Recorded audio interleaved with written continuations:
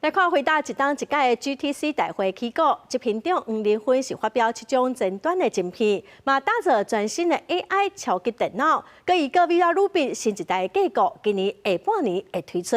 強調講哦，因為 AI 發展，回答先進 AI 晶片到2027年，至少是會有1兆美金的規模。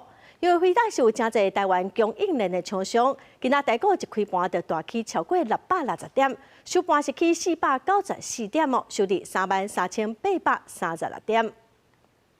台北股市就是早盤開懸行懸，盤中指數起超過660點，徛登去月線，抑閣有34000點的大關。台積電的股價嘛起30塊，來到1870塊。財經專家就講，受到國際油價落價，抑閣開台 GTC 大會正式登場，嘛要來發表新一代 Vera Rubin 超級的電腦平台，所以刺激到科技股的表現。啊，那市場估計這帶動整個台灣的 AI 供應鏈愈來愈旺。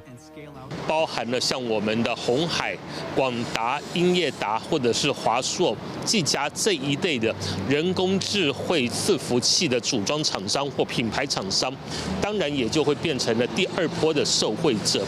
回答執行長黃仁勳在演講的時陣講 ，Vera Rubin 不是單一晶片的更新，是由7個全新的晶片、5種專用機構組成的完整系統，成本較低，速度嘛較緊，是一台超級的電腦平台。嘛強調這項設計也向定 AI 發展。已經由單純的模型資源進入到會當自動執行複雜任務的代理式 AI 時代。伊嘛真濟擺點名台灣的合作夥伴，大家合作了真密，包括台積電、鴻海，抑閣廣達等等，代表台灣佇全球半導體產業的關鍵地位是可較在。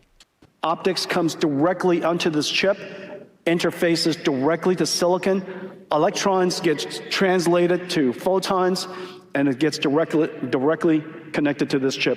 We invented the process technology with TSMC. We're the only one in production with it today. It's called COUPE. It's completely revolutionary. 黃仁勳講 ，Vera Rubin 會伫今年下半檔來上市，嘛認為講全球資料中心的轉型會帶來超過1兆美金的商機。啊，那台灣的供應鏈嘛攏會佇內底。記者綜合報道。